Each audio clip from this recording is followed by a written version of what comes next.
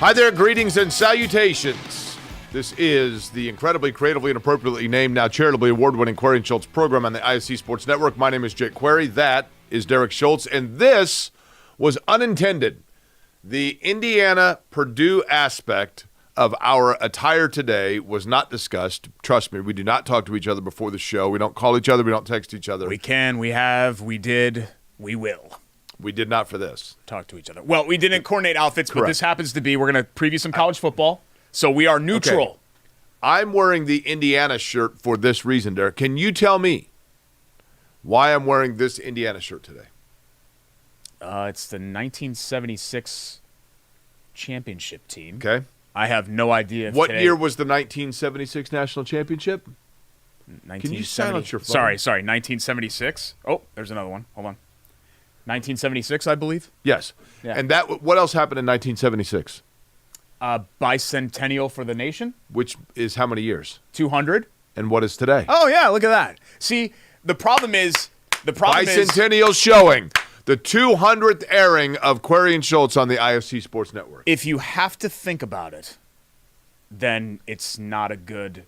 You know, they always say that about a joke. I didn't have to think about it. If you have to think about the joke... I didn't have to think about it. I it's just not said a good it. joke. Well... But if you have to think about it, then it's like I appreciate the gesture that you actually did think about the show, which you very rarely do, as we know every single week.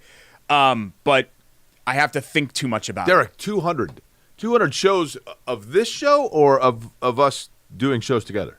Oh my God, we've done 15,000 shows. How many shows have we done together? On the radio, August of 2011 to January of 20, we were on every weekday. Even some weekend special edition shows. So however many shows that is. 260 a year. Per year. Okay, 260 times 8, let's say. Okay, 1,600 for, so that's 2080. Yeah, okay. So a little bit over 2,000 plus that's 200. That's well shy of your 15,000 mark. Well, I'm thinking 15,000 hours we probably have spent together. Well, we've spent together more time because you're talking about the Hojo in San Antonio. We were off air for that. That was awesome.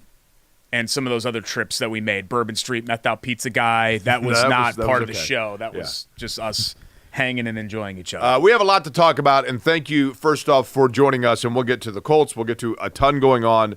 But I want to begin with this, Derek, sincerely. We began doing this program after we were laid off from the radio show. And after you called me every hour for like 6 straight days. I might have panicked just a little bit. And the ISC Sports Network and Greg Rakestraw and the whole crew here reached out to us and said, what about if you guys did a weekly podcast that is televised? And admittedly, I thought to myself, and there was a pretty big, and I appreciate it, like excitement from people that we were going to be doing that. And I thought to myself, this will last for 2 months, and then one of the two of us, we're like the Gallagher brothers, right? We'll get sick of each other, and then that will end that. And Bailey and Wood and, Mike got on board, Mike Wood, and Bailey and Wood said they wanted to be a title sponsor for this program. And Love Heating and Air and Chris and John Love, who have been like brothers to me and have been loyal to us, said they wanted to sponsor us. And Hoagies and Hops came on board, and they've been tremendous. And they have an exciting thing coming up that we're going to talk about. Chateau Kitchens has been with us for the vast majority of the time. Chili Water. So we've had a number of different sponsors. We've also had people who have been tremendously loyal to us. Darren King been loyal to us. Valerie, our friend Valerie, Matthew. I mean, there are a ton. But I think a huge thank you to everybody that we made it to 200 shows here. We probably won't make it to 205, but 200 is pretty good. Yeah, and a couple of shout-outs to some past ones, too. Like WGU Indiana was with us from the beginning, from the launch of the shop. So Brian and Alex and the guys at the shop, Indy, were with the us American the Dairy first couple of years. Association has always been great to us. Yeah, on and off. Lou Malnati's we had a great run with, and they were terrific people. They had an agency get involved, and then the agency was like, wait a minute, who are these guys? And then and that went away. But but for the most part, we've had a lot of positive experiences. And of course, Jordan, I mean, hell, when we started, like, Wes Wolf was still here. Like, this was, like, 4 years ago when we started. And, obviously Vince has had his ups and downs, but Vince is still here and employed and doing our show as well. And, we appreciate him for at least showing up every single week as well. Okay, fair enough. A lot to talk about today, and that includes, by the time this airs, Derek, at 7:30 tonight, the Colts, we will know their roster, right? They have until 4 o'clock today on cut day. But the reality is this. I don't think – there might be a surprise here and there, but for the most part, my buddy Mike Byron said it best to me. He goes, look, everybody's excited about this, but they're basically just running it back. Yeah, I don't think there's anything that do we really care about the emergency quarterback thing? I guess is not going to happen, right? Right. So, and the running back situation. Well, let's touch being on that. banged up. The emergency quarterback thing, for those that are unaware, the NFLPA now has agreed to the fact a year ago the way it worked is that you were allowed to keep 3 on your roster, and it kind of did. Basically, it was a bonus. Now, if you want to keep that third quarterback, the third quarterback would have taken up a practice squad spot, correct. And you could use him as emergency quarterback. But now, for some, why would the NFL? Did they say why they would vote that down? I have no idea. I don't understand why that would be a problem. Maybe they don't want a rostered player It was additional pork in a bill that was passed. to be snuck onto a practice squad. Is that maybe what they're thinking? guess. They're like, hey, if you want an you can emergency keep quarterback, 3 put him on the quarterbacks. roster. You can keep 3, Yeah. but will they do it? I doubt it, right? But I think that's something to look at. With Jelani Woods going to IR, the tight end room is they're going to keep those guys, right? So that's not a situation that we thought might have been a situation. That becomes basically they just table that discussion. Yeah, right? that we thought was going to be decided, but it's not.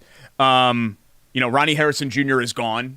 Maybe they re-add him after the fact, but that kind of takes care of the logjam in the defensive secondary as well. So, and again, Jake, I always try to say this, not that we don't know the teams inside and out, because we do, right? I mean, hell, you're still in it every day. You know them even better than I do, and that obviously was not the case when we were on the radio together.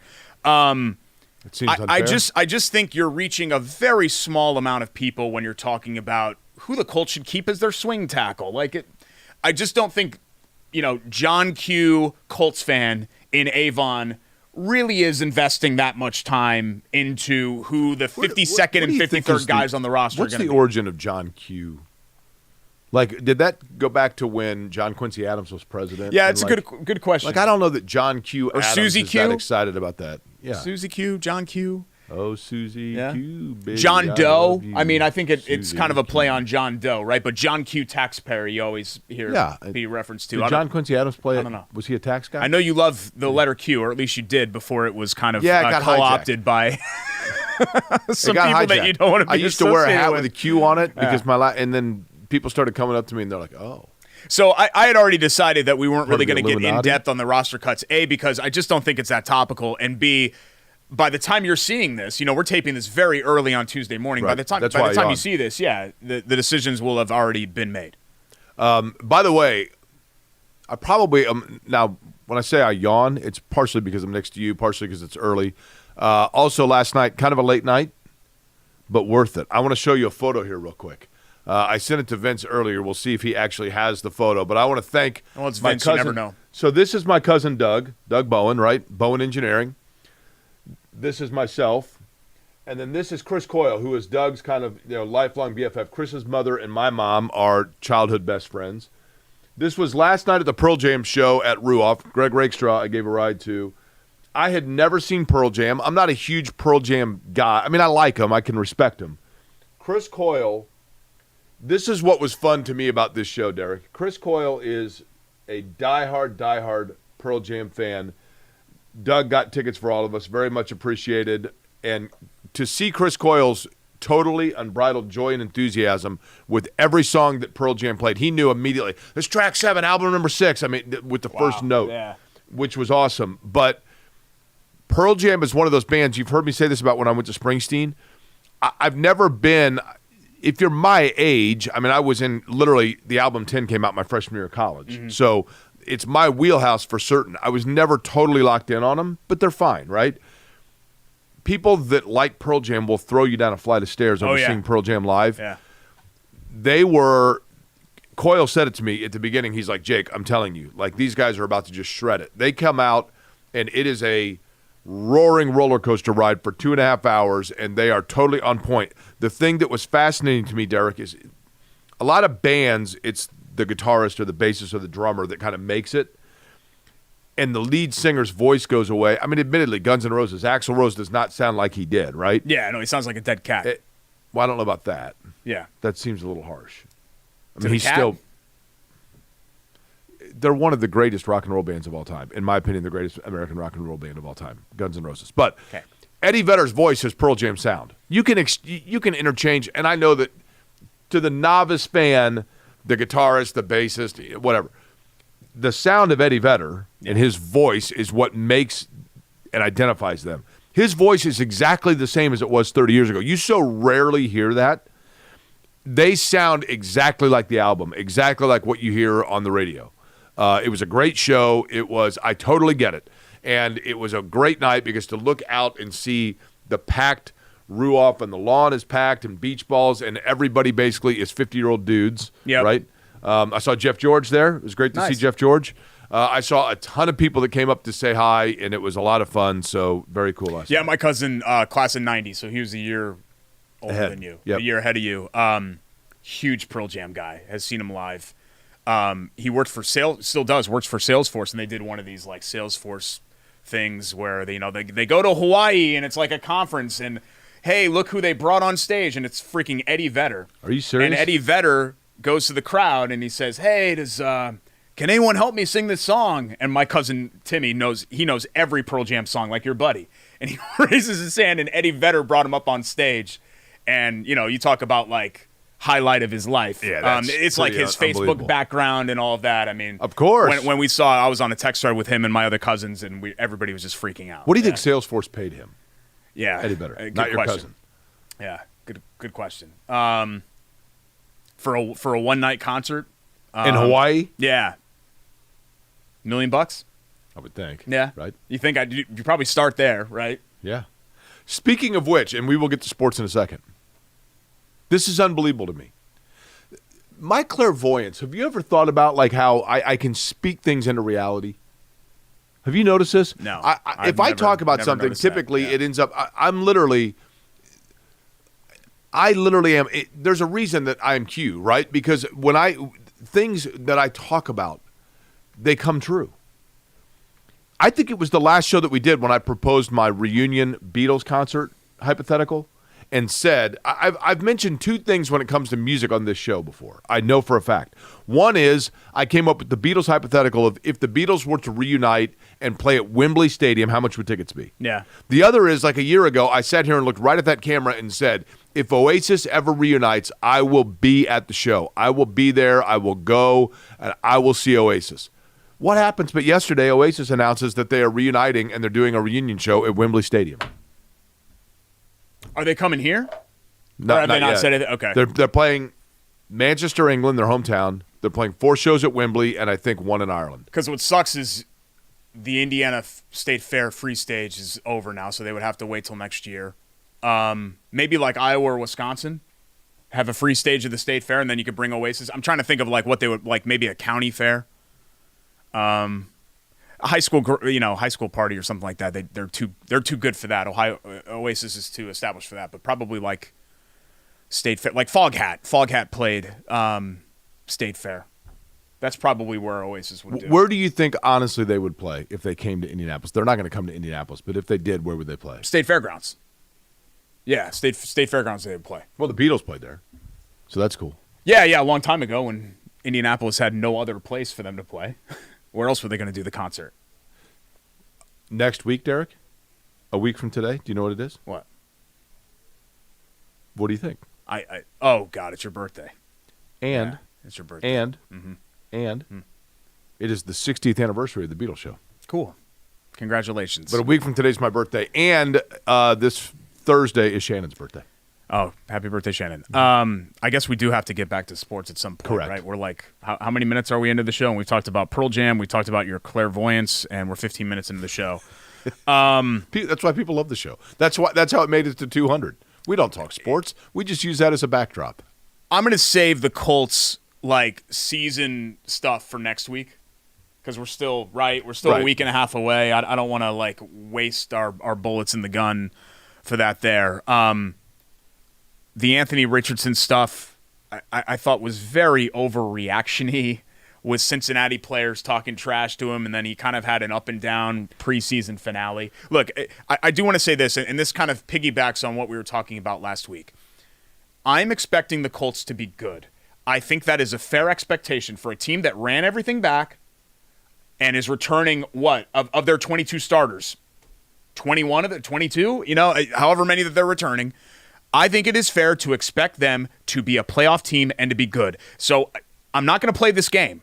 I'm not going to say that and then come back if they disappoint in January and be like, well, it's okay here because Anthony Richardson is only in year 2. And I don't need them to win the Super Bowl. I have a firm expectation that this is a playoff team. If they don't reach the playoffs, that season then becomes a disappointment / a failure, period. So here on this side of the table, I'm done with like all of this like excuse making and everything else. We've been making excuses for the Colts for 10 years. Derek, you've watched Seinfeld, right? I realize 30-year-old show, but you've seen Seinfeld. Not close to the level that you have, but yes. Okay. There is an episode of Seinfeld where Jerry meets a woman at a party, I think. She's very attractive. Then he sees her later when on their first date, and the lighting is different, and her face looks totally different. I actually remember that episode. And he's like, what in the world? And so wherever they go, depending on the light, it changes how she looks. Yeah. Sometimes she's beautiful, and other times he's like, That's going to be the season of Anthony Richardson, right? There are going to be times he looks outstanding, and you think to yourself, holy cow, because he does things presumably, or is going to have the ability to do things that very few can do. But there are also times where he looks very subpar. And I don't want to be one of these guys that's like, I watched the film and da-da-da. But Sean King, the former quarterback that played for the Tampa Bay Bucks, played at Tulane. Sean King, I had him on the radio show like a year ago, and he made a comment to me on the air. I don't know Sean King at all. But he made a comment about Anthony Richardson, and I thought it was a really good insight, but I couldn't remember exactly what it was. So I sent him a DM on Twitter and was like, hey, I'm the guy that just had you on. Can you elaborate? And he was very cool. And what he was saying was, he's like, watch when he is releasing the football, at times he puts his elbow too high, and so therefore he's overthrowing. And it sounded weird at the time. But then I watched it, and it is true that oftentimes Richardson in his mechanics, without getting into the nuance of the mechanics, the easiest way to say it, though, is I think Richardson is one of those guys that has been able to naturally do things for so long that his mechanics in terms of the actual motion of where it needs to be at the NFL level because of the tighter windows and et cetera, he's not gotten into the habit of doing things mechanically because he hasn't had to before. So he is still learning a lot of things that are not yet instinctive to him. And I see a lot of times when he comes out, he almost like he was working so hard on his release point that he's throwing it he releases too early, and that's where he either dirts it or he then is overthinking it and he overthrows people. There's just no natural instinct of boom, that's where it's going to go. That'll come in time. I mean, I'm convinced of that, but the time is not yet there. And he is going to be – the question is he going to be Jonathan Bender and a guy that was unproven and constantly teased talent that health-wise could never get it going? Or is he going to be a guy that you look at it and it comes to fruition and suddenly he's Paul George or Kevin Garnett where you're like, okay, now I see it, right? We don't know. And it probably will be a year from now before we have a true indication. So it's going to be – this kind of a year. And I understand, and obviously it's the most important position, that there's going to be a learning curve with Anthony Richardson, but there's not a learning curve with Jonathan Taylor. There's not a learning curve with Quentin Nelson. There's not a learning curve with DeForest Buckner. There's not a learning curve with Zaire Franklin. There's not a learning curve with Kenny Moore. You know what I mean? Well, yeah, good point there. I mean, he's expected to come in and play right away. But my point is, wide-angle lens view of the Colts. I'm expecting them to be good. That is a fair expectation, and that is the right expectation. And if they are not good, and if they are not a playoff team, then the season is a disappointment. Point blank, period. Yeah. You shouldn't have to wait around forever for it to happen and for all of these things to align and be perfect, because that's not how the NFL works. When Jim Irsay said that Chris Ballard is a blue-chip GM, was he saying that because he was trying to sell people, or was he saying that because he truly believes it? Oh, he 150% believes it. Yeah, 150%. He's always been in the tank for Ballard. And I do think that Ballard's track record can't be measured alone on the surface level of the record. There was a lot that went into that. 2017 was a lost season because Luck was out. And really, if we're being honest, 2019 was a lost season as well. It was, they won 7 games, but they were fortunate to do that with But that's 5 years ago. You know, you can't play that card forever. So 2 of the losing seasons, I think you can kind of throw out, and then the record becomes a lot different. I remember when, and I can't remember if it was one of the years when Luck was hurt or when he actually retired, but I remember how big a fan you were of Jacoby Brissett. I feel bad because Brissett, for all intents and purposes, was a great guy and a wonderful teammate who everybody loved, right? Right. We just got – Brissett was the rebound who everybody was convinced the Colts should marry. And it's like, no, guys, you're holding on to something here because your heart is broken. And so you've convinced yourself that this is something that he's not. Like the talk of Jacoby Brissett being like playing at an MVP level was completely and totally like insanely ridiculous. Did you ever have rebound? like you had to be huffing paint to be watching those games and think that Jacoby Brissett was playing at an MVP level. Like he was fine. Right. But like he made one throw against Denver, and I remember after that Denver, he made one throw all game. He was awful all game, made one throw. And he came back and all the national shows were talking about, well, he's the second best quarterback in the AFC behind Mahomes. It's like, come on, guys. Give me a break. Did you ever have a rebound girl? Yeah. Yeah, actually, Megan in a way was. Megan. And I dated her for a year and a half. Megan. Yeah. Which one's she? Megan from college. Well, a rebound means that somebody broke up with you beforehand, right? Well, yeah, Ann did. And then there were a couple of others in between there, but not like anything like, I mean, I guess some of those could be rebound in the scope of like 24 hours. But, well, like, 2 to 4 hours, I guess. But no, Megan would be the rebound one. Yeah. Does Megan know that?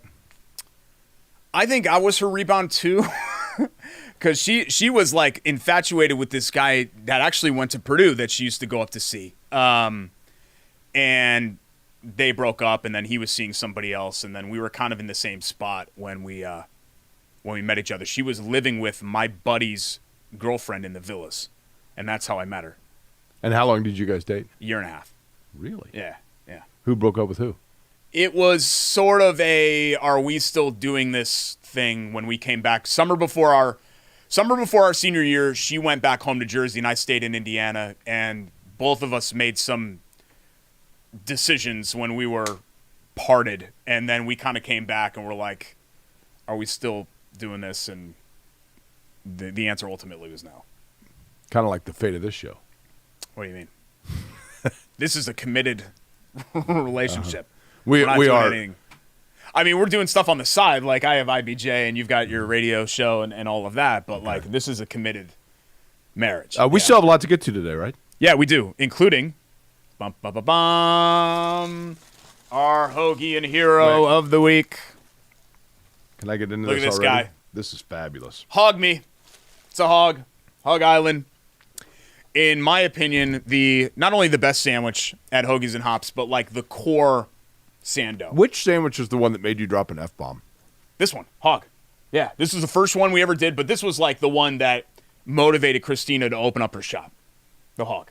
Because you can't really get like a really good Italian out here in Indiana, except from Hoagies and Hops. So it's our Hoagie of the Week, brought to you by our friends at Hoagies and Hops, 42nd Boulevard. And this is what you'll be eating for the Hoagie eating contest on September 7th. Lovely. Oh, I already took a bite. Yeah, that's okay. Do you want to race still? No, because I like to savor it. Okay. Should I try? Just on my own to see how fast I can eat it? Do you want me to time this? You want me to time it? Hold on.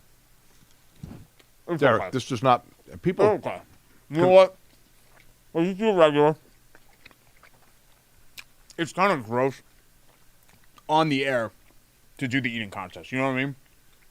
So let's just do it. I'll eat at a normal place because I don't want to gross anybody out. Don't talk with your mouth full. It's like Radio 101. I don't want to gross anybody out. Oh, geez, the mic. Our chili water brew of the week. Sorry. Vince came in here and did something to it. It's the Grapefruit Radler. Really, really good. It's still 800 billion degrees outside.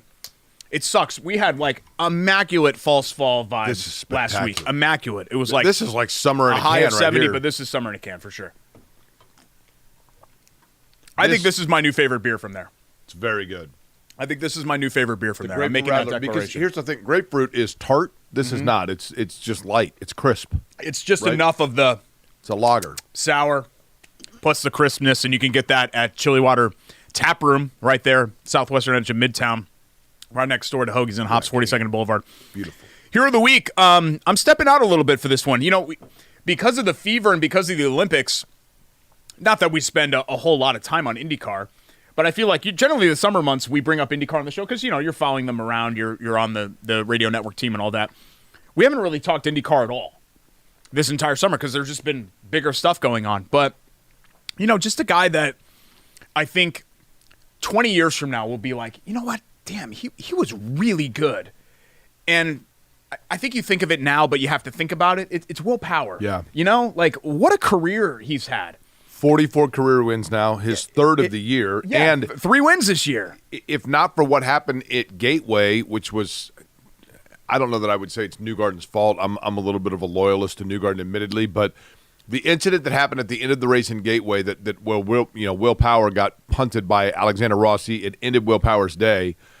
If not for that, he's right in the thick of the points chase. He's 59 points out from Alex Palou with 3 left, and all 3 are on ovals. So he's got a chance. The other thing about Will Power that's interesting to me, Derek, is the fact that there's just been this constant narrative of, well, Penske is looking for who's going to replace Will Power as soon as he retires.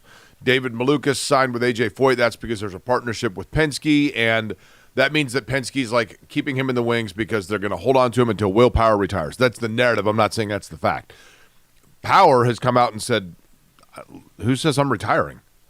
And when you look at the way that he's raced this year, He's 2 years removed from a championship. yeah, And he's won 3 races this year. yeah. I mean, I don't know why we're not treating him like you would treat Scott Dixon, right? Dixon's going to be there until he falls off, right? And I think Power, 43 isn't crazy old. I mean, you're getting up there at 43, but that's not wild to think that he could churn this out for 3 or 4 more seasons before maybe it starts to go away. But yeah, 55 points, 54 points? 9, I think. 59, okay, behind Palou. So he's still in the mix for a championship, but still running at a high level. And I like the fact that he's gotten defensive about that a little bit. He's always kind of had that. He's a great guy with a dry sense of humor, but he's always kind of had that, he'll bite you on the hand if he gets PO'd. That's right. You know what I mean? Yeah, that's right. He's very reactionary. And I like that. Yeah. I like that. The double birds in Loudon all those years ago and stuff like that. I like that he has Joseph that fire. Newgarden. Yeah. I mean, his teammate, right? Because he generally is like a super laid back guy. You do the voice way better. Yeah, super laid back. It's pretty cool, Yeah. But then every once in a while, you hit him the wrong way and he'll go crazy. It's like you with a customer service rep on the phone. Where it's like, hi, how are you? And then if you hear something that you don't like, Derek. How hard is your job? That's not true. Who's your supervisor? No, the other day I had to call one of the airlines and the woman was super nice, and I said, "What is your name, your employee number, and what's your call center?" I'm going to send a tweet about it, and I do those things, right? One of my first memories of you, speaking of Loudon, because I think that was 2011, the first year of the show. Mm-hmm. I walked into the studio. It was like 10 minutes before we were about to take the air, and you're on you're on with like somebody from American Airlines or something, and you go, "Let me ask you a question. How hard is your effing job?" I have no recollection. Like, oh my God, I have no recollection what's going of this. on in there? Or it was Enterprise Rent-A-Car or Hertz or something. It was like either a rent-a-car place or Here's what Derek doesn't tell you. On the air, Derek likes to point this out about customer service. Do you know what Derek said to me one time? 200 shows now we've been doing together on the ISC Sports Network. And one time Derek said to me, you know what? I actually envy your assertiveness in getting things done. You did? I wish I had that switch because there are some times where somebody, like a customer, like a company or whatever, has really like legitimately screwed me, where they have deserved to get that treatment. Right. But I can't dial that up. I'm just too nice of a guy. Hey, I think you made a little mistake here. How are you? Yeah, no problem. It's no big deal. Whereas like you're like, blah, and my mother-in-law's the same way. Nicest person in the world. But you absolutely do not mess with her. It's effective, right? Yeah. It ends up working. She was a postal worker forever, so to have that, you'd have to kind of be that way. 42nd Boulevard, Hoagies and Hops, September 7th, Hoagie eating contest, Hog, Chili Water Brewing, Grapefruit Rattler. I think we both agree. Is this our favorite beer? Are we both saying that? Very good. So far? Very good. Favorite beer. In fact, Christina's going to join the show coming up later on, so we'll play that interview for you in a couple of minutes. But Fever back on track. We'll talk about that. And college football expectations. I got the gold and black on. Jake has the crimson and cream. We'll talk IU, Purdue, Notre Dame as well when we return. It's Query and Schultz presented by Bailey & Wood Financial Group here on the ISC Sports Network.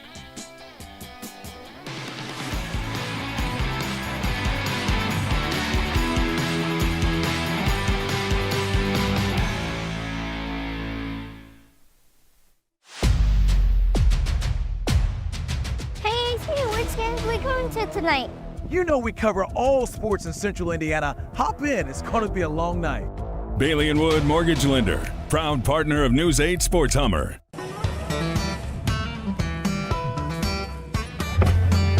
Hey, AC, Nice snap. mortgages and a snap. Duh. Bailey & Wood, a lending hand for Wish TV Sports.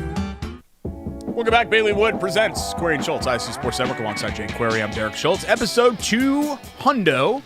And Bailey and Wood has been with us for probably 150, 140 of those. I think they came on in year 2. But we've known, I've known Mike Wood since, 07, 08. I've known him almost 20 years. Great dude. And we had a relationship with him during the radio days as well. But 5-star customer service at Bailey & Wood Financial Group. 855-350-HOME. So if you want to refinance or if you want to get that pre-approval for your mortgage, housing market, because inventory is low, is still hot. If there's a home that you like, you got to put in an offer right away. And in order to put in that offer, you need to get that pre-approval for that mortgage. And you could do so with Mike Wood and his team at Bailey & Wood Financial Group. Super great at what they do. Also super awesome in the community. Yeah, for sure. Especially on the south side of Indianapolis, Johnson County, Greenwood, Whiteland, but extending elsewhere because they now have, I believe, 19 Indiana branch locations and a couple in Florida even, Bailey & Wood Financial Group. So 855-350-HOME, BAWFG.com for our friends at B&Dub. You want to start Fever? You want to start college football? I don't have a lot to say about the Fever, but bounce back with a win. They're now 3-1 since the Olympic break. Hot sandwich there. And an important win over Atlanta. We're taping this Tuesday morning. So they beat Atlanta last night. And the reason why that game is important is because Atlanta is the separator from the playoff teams. Atlanta's 9th, and the top 8 teams make the playoffs. So the Fever now are 3.5 clear of the playoff cut line by beating Atlanta, and they have the season tiebreaker. Derek, no one wants to face them in the postseason. No.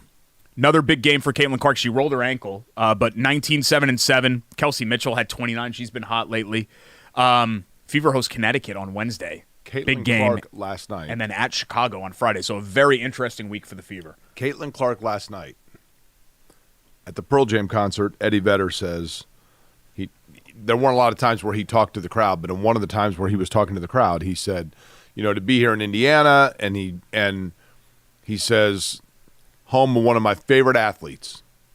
And everybody's thinking he's going to say Larry Bird because, and my apologies. That era? Well, the guitarist is wearing a Larry Bird T-shirt. Oh, okay. And he says, Caitlin Clark. And he's like, we got the Fever. And everybody goes crazy. And I'm like, holy cow. Yeah, it's pretty sweet. Yeah. I mean, sometimes you can run into trouble with that because I went to the Final Four show at White River with Stone Temple Pilots in 2010. And Scott Weiland started naming the Final Four teams. So he's like, Duke and Butler. And he was like super out of it. Like he didn't know where he was. And he goes, and let's hear it from you Michigan fans. And it was Michigan State. Yeah. So I was around some Michigan State fans, and they weren't super happy about, it being called Michigan. So I'm glad that Eddie Vedder actually got the name right and didn't say, Kate Clark or something. Diana Taurasi. Caitlin Clark. Yeah. No, it was cool, though. But I'm telling you, the Fever, Derek, the record is irrelevant because they're going to get into the playoffs, and they got off to such a slow start. Yeah. I mean, in the beginning, they're a much different team than they were. It's night and day, right? Totally different team, and they're going to be fun to watch in the playoffs, and nobody wants to see them. Yeah, I would like to see them climb up to the point where they're kind of avoiding, New York and Connecticut. Right. And if they could get there, and then, I think it'd be really hard for them to win against New York or but Connecticut. Derek, we talk so much about Caitlin Clark, but there are other players on that team that are playing really well. I mean, Kelsey Mitchell's playing well. Lexi Hull's playing well. Lexi Hull's come around, yeah. And defensively, she's been great. Aaliyah Boston, I don't think has been as good as I was hoping. I would agree with that. I would agree with that. But she's been fine. She's had an okay season. Nalissa Smith is somebody else that I'd like to see a little bit more from as a former second pick. But I think overall you got to be happy with how the roster's performed. And I think, that growth and development has also clicked for Christy Sides. She looked like she was in over her head earlier in the season as the Fever did as a team. And I think she's found herself a little bit and found her voice, and that's helped. That shirt looks a little small on you. Yeah, I think it's hard because the stitching here doesn't really hold everything in. So it's hard. It's hard for somebody that is built like me to find shirts that really fit because they don't really make, like, for the extra bulges, they don't make a lot of room because they're used to building, like, for thinner guys or slightly overweight guys, they're used to having shirts constructed for people like that. It's probably more so that they don't make a lot of Garanimals smalls, right? This is a medium. Okay. But, yeah, ideally I'd be between a small and a medium. But the problem is that, especially with my pecs, it's tough. Smalls are tough for me because it just, like, I look like I'm Iron Man. Okay. So that's, it's a cross that I bear. Let's talk college football. Warren mentioned the shirts. You've got the IU one on, even though it's a basketball shirt. I've got the Purdue one on. Both of those teams open up. Technically, the season opened up last week, right? Week 0. FSU and Georgia Tech and Dublin. What am I missing? Why? In Ireland? Let's go watch the Seminoles in the Yellow Jackets. Yeah, am I missing something? Like I don't know. Georgia Tech beat them, right? Yeah, but that specific matchup in that location made 0 sense to me. Like if you want to throw Notre Dame in Dublin, sure, or like I don't know, somebody with a more. Does Florida State still have a national fan base? They did when I was a kid, because in the 90s it was kind of cool to like Florida State. I mean, Florida State last year, I think, kind of became a rallying cry because they got completely screwed by the system, right? Yeah, but they're so whiny that, you know what I mean? Everybody's like, get over it. Yeah. But I don't think that people feel super sympathetic towards Florida State because they're trying to get out of the ACC and the whole deal. Anyway, week 1, Indiana opens against LN. Are we doing that game on ISC? Does Indiana have Lawrence Central in week 1? I was looking at their schedule. I think they play Tri-West. No, it's Beech Grove. Beech Grove. I mean, Indiana's schedule is kind of a joke. Right. Which it should be. That is the way that Indiana should build their non-conference schedule. Purdue has the only free space on their board with Indiana State. And then they go at Oregon State, and they play Notre Dame in their non-conference. But the 17th and 18th teams in the Big Ten, and it's so weird, Jake, because you're thinking to yourself, God, these are picked 18 teams. And the 2 teams that are in the state of Indiana are picked second and last. But I just think on paper, both of those teams are better than your traditional 17th and 18th place teams. And I'll let you handle Purdue because this has nothing to do with the fact I'm wearing the Indiana shirt because I'm actually going to the Purdue-Oregon game. Bought tickets to go up there and go to it. I like Purdue. We'll get to that. But I'm here to make a prediction. I predicted somewhat the Oasis reunion. I even predicted the venue. Wembley Stadium, because I talk things into existence. Whether it be Woodland, whether it be the 24-hour Beech Grove one where you can still smoke cigarettes, whether it be Royal Pen, whether it be Duck Pen, huh? I was thinking about the Royal Pen old radio ad. Okay, and what's that for? The Indians. No, Royal Pen, and then Royal Pen. It's Bolin. Oh, yeah, well, whatever it is, yeah. Indiana fans, all of those things I just mentioned, brace yourself. Pick one because you are bowling this year. I'm telling you right now, Indiana's going to be better than people think. Their schedule is favorable. They're going to be better than people think, and Indiana is going to win minimum 6 games, and they are bowl eligible, and they go into the postseason this year. Guarantee, write it down, mark my words, 1 week before I turn 52 years old. It's not it's not that outlandish because, I know, because FIU, schedule, Western Illinois, Charlotte, there's 3, so you're halfway there. Okay. All you really have to do, I mean, read their schedule. The only 2 games to me that are unwinnable, like you are not winning these games, at Ohio State and Michigan. Everything else, even Washington at home, coming off. They're probably going to be a 10-point dog to Washington, which is fair. I don't think that is outlandish to think that Indiana could compete in that game. So all you would have to do is go, 3-3 against UCLA, Maryland, Northwestern, Nebraska, Michigan State, Purdue. Let's take Washington out of it. All you'd have to do is go 3-3 against those 6. Right. But the problem with Indiana football, and I know this as an alum, every single year it's, well, all Indiana has to do is do this, but and they never do it. Derek, I do think it's different. And they this never year. do it. I think with Curt Cignetti, it's different. The roster's different. The mentality's different. They are much more set up for success this year from a wins and losses standpoint than Purdue. Purdue is better across the board. They're more talented. They get Hudson Card back, who's one of the better returning quarterbacks in the Big Ten. It's funny because being a returning quarterback is suddenly like a commodity in the transfer portal era, right? Where you have the guy that was a starter last year. But God, you get Notre Dame, Oregon, Penn State, Ohio State, Wisconsin, who they have a 20-year losing skid against. You got to go at Corvallis. That's a tough game, even if they're in a rebuild. It's going to be tough for them. I feel bad for Oregon State. But we'll see. I know, it sucks. And Washington State. We'll see, Curtis Rourke with IU, the Ohio quarterback, the transfer portal. Donovan McCulley comes back. The cupboard was not bare for Tom Allen. That's what made the results unacceptable, was that the cupboard was not bare. Indiana last year should have been a better team than they were. It was just a mentality, and I hate to use the word culture. It's such a buzzword. It was a mentality culture issue, and I think Indiana's turned that around. Yeah, and I just think you had things get sideways halfway through the Allen era, and they were just throwing everything against the wall to see what stuck, and nothing stuck. They were incapable of solving their problems. Right. I think deep down they had no idea what was wrong.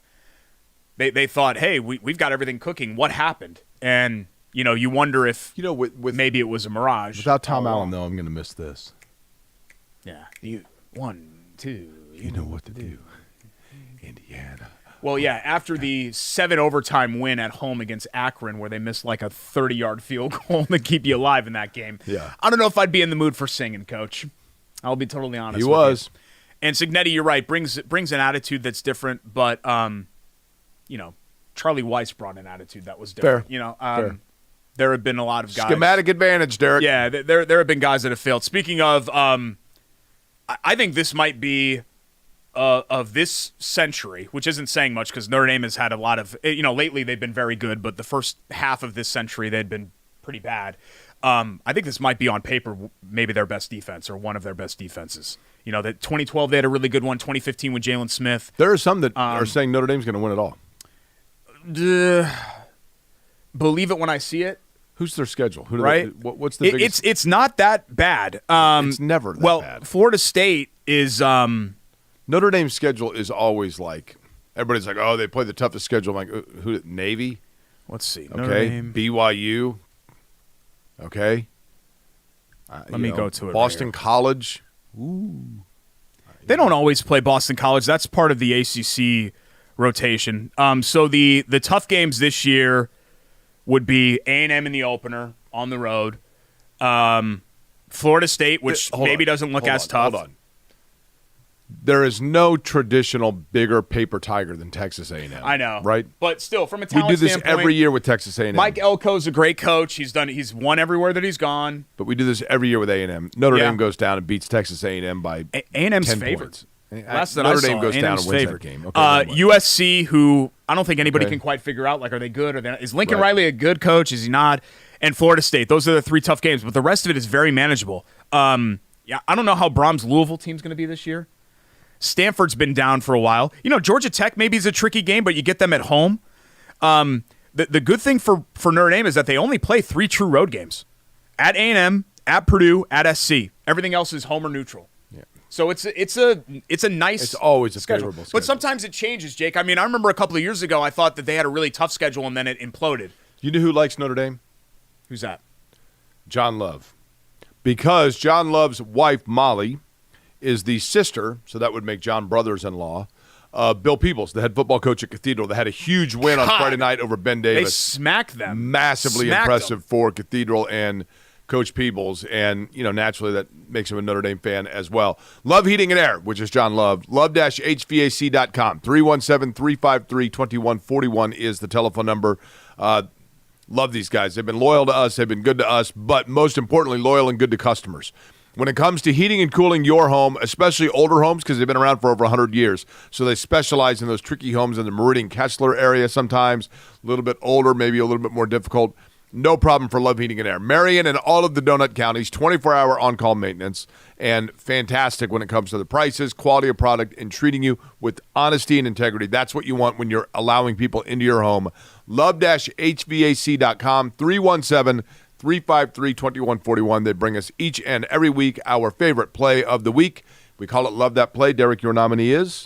You know, I have a soft spot in my heart for the Little League World Series because I'm from Trumbull, Connecticut, of course, as everybody remembers. Kind of like when you think of great sports moments of the 20th century, Miracle on Ice, Throw in Manila, Trumbull beating Chinese Taipei, walk-off bunt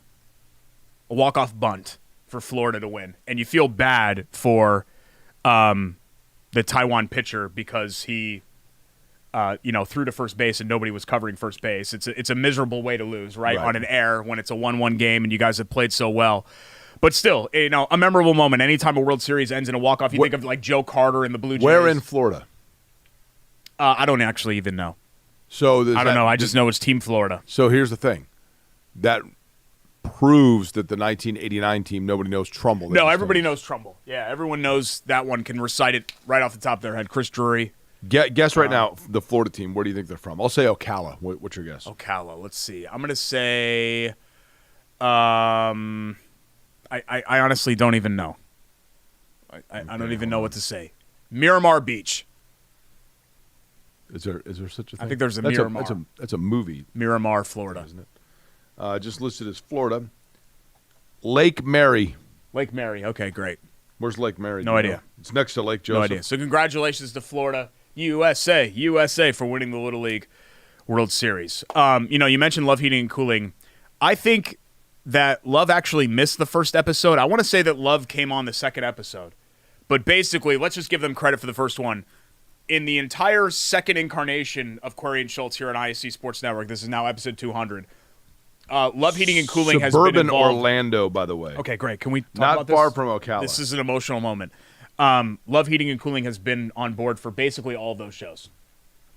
Yeah. Now, it helps that Jake was childhood best friends with Chris and John, so they feel indebted to him. I played Little League baseball with them. Show. Chris and John Love were on the Red Sox with me in Little League. But Love has been with us the whole way. They sponsored our Red Sox Little League team. And we shouted out Chateau Kitchens and all of our, Bailey and Wood and Hoagies and Hops and Christina and Chili Water Tap Room and all of our current sponsors and past and present with like WGU and Lou's and the whole deal.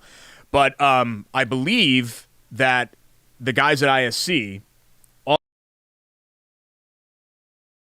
episode,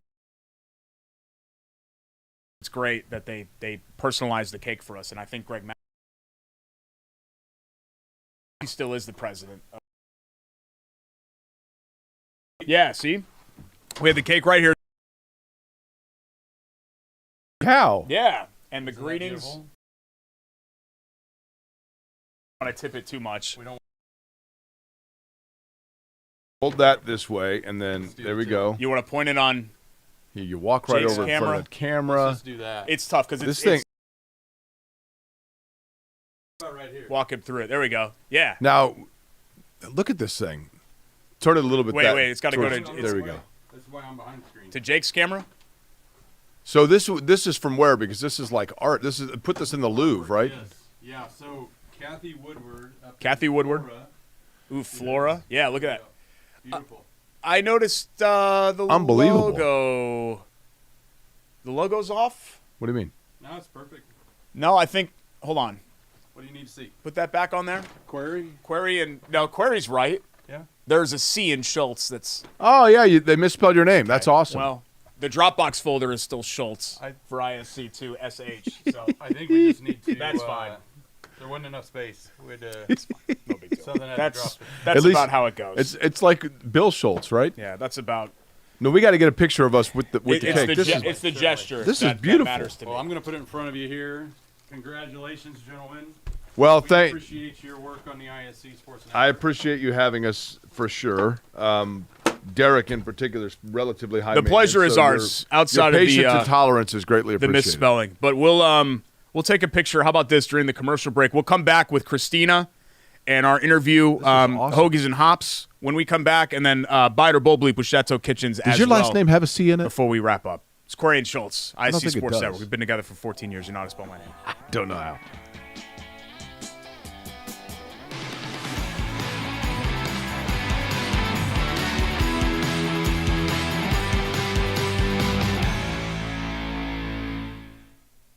At Bailey and Wood, we pride ourselves.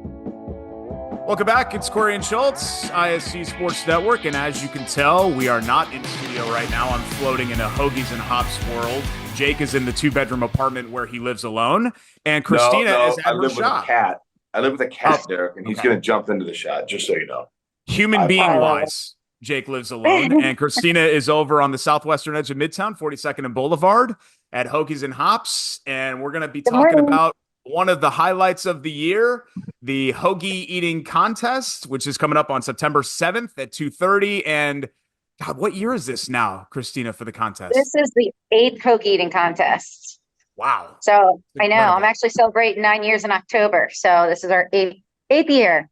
Go ahead. Here's what I love about this, Christina. Like, people love this. People get totally into it. People, I mean, all of the listeners that we have, Greg Poley's all fired up for it. He has been all year. Darren's all fired up for it. People, and then you come in the whole area. It looks like Philly, right? 42nd and both. Like, there's cars, there's people out front. You can get a chili water, you can hang out. But tell me how this all came about, and how this has grown into what it is now. Yeah. So the hoagie shop itself. So when I first moved out here to be closer to my parents in 2000, I was at Penn State at the time. I moved out here in 2007 with my husband, just kind of we wanted a change. So we came out thinking we'd move in maybe 2 more years. Well, I ran some restaurants, got sucked in, bought a house, enjoyed Indianapolis. And after 8 years of running a local restaurant group, decided I had missed the food. And if I could run 6 restaurants at once, I could do my own. So I started in Flat 12 Brewery, which is on the near east side, which is the first place I met Derek. And that was in 2015 in October. So I brought in the rolls from Lissio's Bakery in South Jersey, which I never could have opened if I couldn't have gotten the rolls out here. The cold cuts were Dietz and Watson. Hers potato chips, a lot of family recipes, a lot of Pennsylvania Dutch meats I carry. The Italian hoagies. Actually, I opened my first 9 months with only hoagies because I wanted to teach people the authenticity of a hoagie rather than just the cheesesteaks. I always remember the first time somebody walking into my shop saying, "Hey, it's a Philly place. Where are the Phillies?" And I'm like, should I have the team behind me? Because I don't know what Phillies are. So that was always... So everybody, hearing the word Philly, I'm like, okay. But anyway, so I started the cheesesteaks and it just went from there. And I was there for 3 years. Moved up here to the Butler Tarkington neighborhood with Chili Water. They were looking for a second location. We've been friends for a long time. And we decided to do this little joint venture, and we call it Phillyapolis. So it's a little blend of Philly and Indianapolis together, and bringing a little Philly and keeping a little bit of that local all in the same spot. But we love the neighborhood. When growing up, like hoagies is what we used to sell for Girl Scouts, for my soccer league, and that's how we raise money more so than just doing baked goods. So I love doing a lot of things with the neighborhood association, with the MLK Center, our food pantry that's across the street. We have Santa Claus every Christmas time, and we raise money and food for the pantry during that time. I work with Girls Inc. We do a lot in this vicinity, and I've done a lot of dine to donates with the schools. And so it's very family friendly, even though we're very sports and we got a bar, we love to welcome a lot of families, and our patio is dog friendly. You mentioned giving back. Of course, this hoagie eating contest, Yes. part of the motivation for this is giving back as well. So tell us about the cause that the hoagie eaters will be participating towards coming up here on September 7th.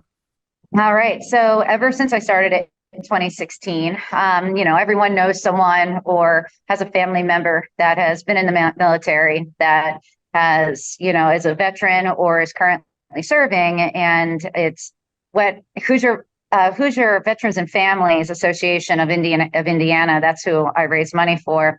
They take care of a lot of vets who have lost jobs, who can't find jobs, but give them the tools that they need to look for jobs, to find homes, to get fed, and help, and they work with the VA. And I always love being a part of it. So this is our 8th year donating to them. So the $25 registration fee, that is in order to participate for the hoagie contest, go straight towards them. It'll be a straight donation from every ticket sold.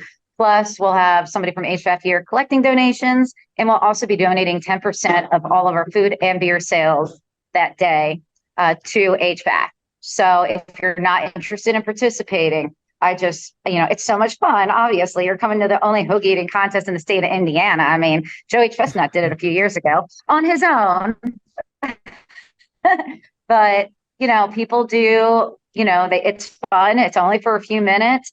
Get here at 2:15, buy some food, buy some beer, watch it. It'll probably only be 3.5 minutes. Yeah. So the winner, we've had 2 winners since I started. So 8 years ago, the first 3 years was Sam, who actually lives in this neighborhood. So it's been very easy for him to come to the contest every year. Now, Corn, who is from West Philly, who I've known since I moved here. I met him even when I was running the Elbow Room downtown, and we've gone to football games together, Eagles games together. But yeah, he's won for the past 4 years, and his last time was 3 minutes and 15 seconds. And that is a whole hoagie. Now we say 18-inch because that's typically what the rolls are before it's baked. However, when we go to measure it out and make sure everyone has the same, you're looking more like at 20 to 21 inches. So I'm trying to remember because I haven't weighed it so far this year, but it's definitely over 3.5 pounds. Between for that whole sandwich that Derek loves to take down on that day, and I can't wait to see you do it this September 7th. It's the best. Again.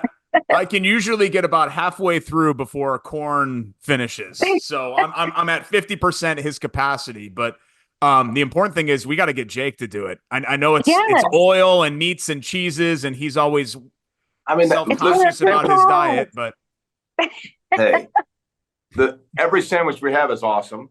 So I'm cool with it. I'm down with it. I'll have the chili butter as well. But the most important thing is the sandwiches are the best.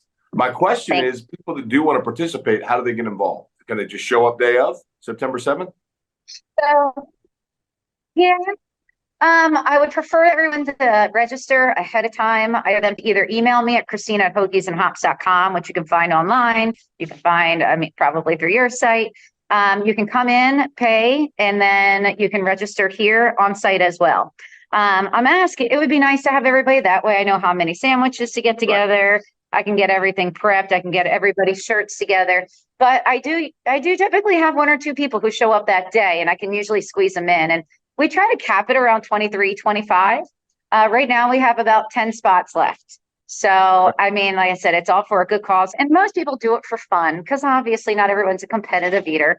They do it because they care for the cause. They do it because, hey, they did a contest, and it's always a great time. And it's only a few minutes out of your day. They do it because the sandwiches are awesome. That's why they do it. Let's be real. I have a lot of people who are like, it's so hard to just eat it so fast because it's so good. And I'm like, well, at least you're donating your money towards a good cause. So, but a lot of people do. They'll save the second half. They won't destroy it because some people will stand up. Like Corn has a thing where in the beginning he'll eat it regularly, but then certain people will stand up and they'll start eating the insides out first, and then they'll eat the bread last. So everyone for the most part that's really trying to compete will have their own way of doing it. So it's a good time, I'll tell you. News is usually out here too. People standing in the streets. It's exciting. Cool. Well, we're geeked up about wait a minute. I forgot one other thing. You also get a T-shirt with that $25 donation. So we have our proud sponsors. Licios, our roll company, has been sponsoring it from the beginning. Same with Dietz & Watson, the cold cut, in order for me to be able to take that $25 registration free and put it right towards HVAC. But also Piazza Produce has been huge. Also GFS is also a big partner. And then Laser, who does these shirts for me. She does my shirts on a regular basis for Hoagies and Hops. And we actually, every year she donates these. And every year I need more and more. So she loves helping out the veterans and helping me out with this. So it's great. She hooks me up with these shirts. So yeah, so you get one of these too. Now the winner will get one free 18-inch hoagie per month for an entire year. Or like what Corn likes to do. He'll sometimes, instead of the 18-inch, maybe just get a large cheesesteak and, depending on how he's feeling. But you also get Pottery by You, which they have a couple locations. One that's up near Michigan Road, not too far from here. They actually, this will be their 3rd year. where they've made me a Hoagies and Hops hoagie eating plate. So the first place winner gets that. And then I also have a friend who's a part of another pottery company that's going to make me a second place plate that has my logo on it to give out that day too. So it'll be a lot of fun, and people get together and eat a darn good sandwich. And it is, like I said, the Italian hoagie is my favorite. You'll see out in Pennsylvania, like there's other places that do hoagie eating contests in PA. Jake, that plate would look great hanging up in your 2-bedroom apartment where you live with your cat right over your shoulder. If you could participate and win, that would look beautiful. Yes.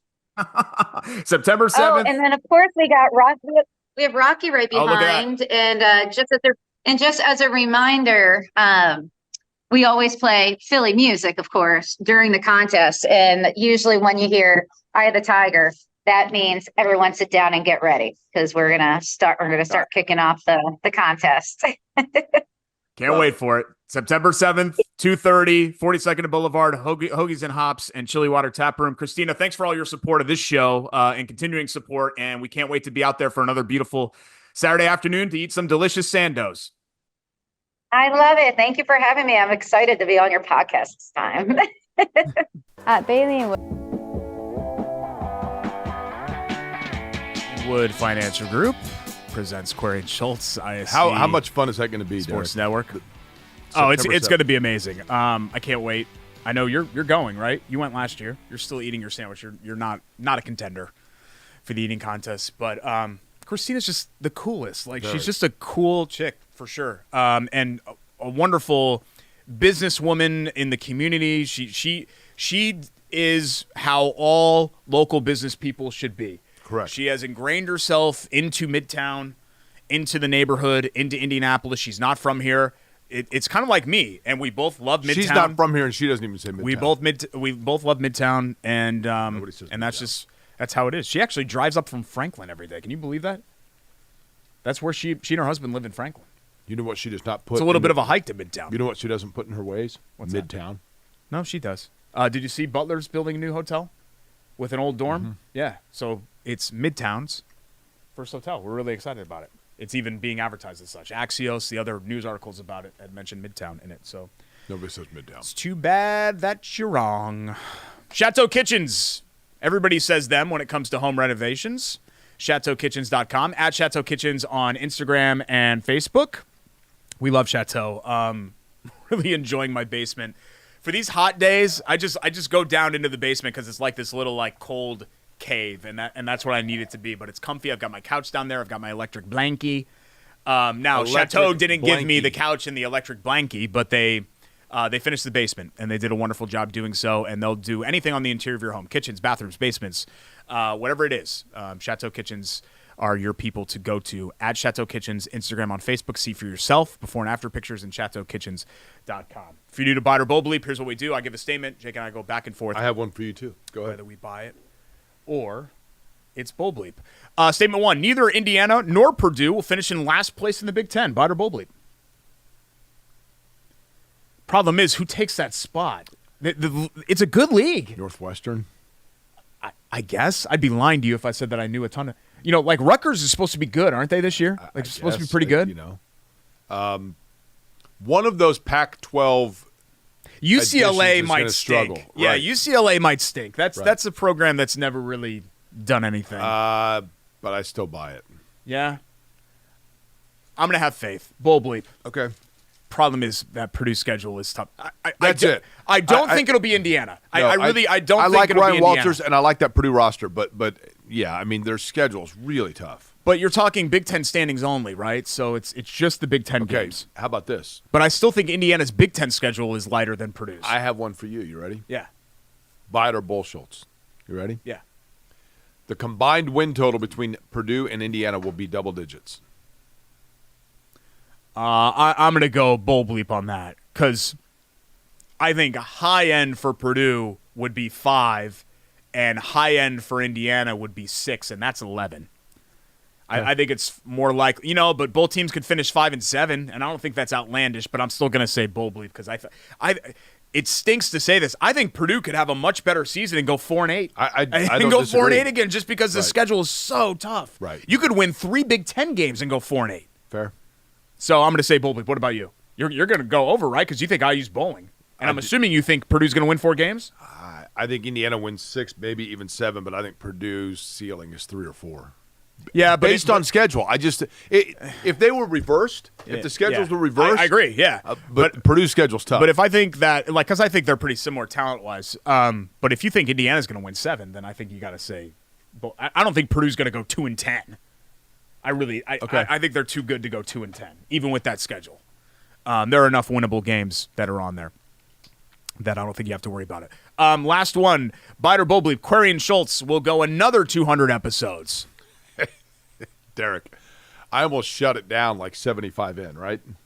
You're 56, so that would be, I'll be 4 more years. 1 week from 60. today. 1 week from today, I'll be 52. So you'd be 60. So we were pushing 60. How many shows had we done in October of 20? When did we? When you had your heart attack? Yeah. That was like episode 10 or something. Yeah. It was early. So yeah, it was almost Schultz and Schultz. Very the early odds on of me surviving it to history. 200 again. Yeah. I mean, another 200. Yeah. This has Oasis written all over. Sometimes I think about, because obviously we're best friends. So as much as I would miss you, I think about that. Like, what if things had taken a turn for the worse if you hadn't gotten in the car and gone? And then I think about, God, that would have cost me a lot of money.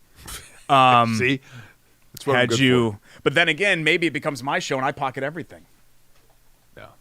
So maybe that happens as well. No. All seriousness, thank you to the entire crew. I know we busted shots, but Vince is awesome, and we love Jordan, who's been here since day one of the show. Greg Rakestraw. Past and present guys. I mean, JD Arlen, Rake's obviously been here from day one. Greg Mash is a wonderful guy and was a great boss when I worked for ISC. And Derek, I should thank MS Communications and Urban One for letting me do it. Right? Yeah, Purdue for letting me do it as well. We've had a lot of understanding and flexible employers that have allowed this to happen. And real quick, because the most importantly, the people that listen to it and watch it are the reason that we're able to continue doing it, and that always reminds me, and I think periodically it's important to tip the cap to those that unfortunately that we've gotten to know from this show that are no longer with us, but we still think about all the time. Party Man Nick Coleman, who was just absolutely a legend. Buckeye Mike. Yeah, Buckeye Mike. Who was one of our favorites. There are a lot. Tommy Boy from Keystone Sports Review. Tommy Boy from Keystone Sports Review was just the best. He bought, he would bring you gifts. Yeah.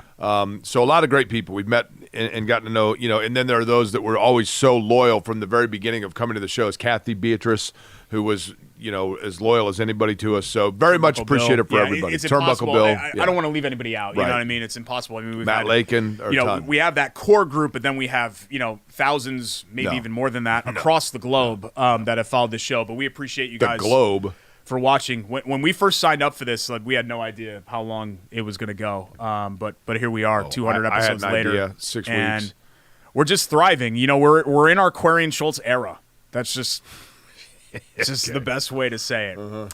For Vince, for Jordan, for Greg, for everybody else, we're going to dig into this cake. It's Query and Schultz. I know that I'm way off timing-wise, guys. Sorry. I don't even know what we're at now. We'll see you next time. Query and Schultz.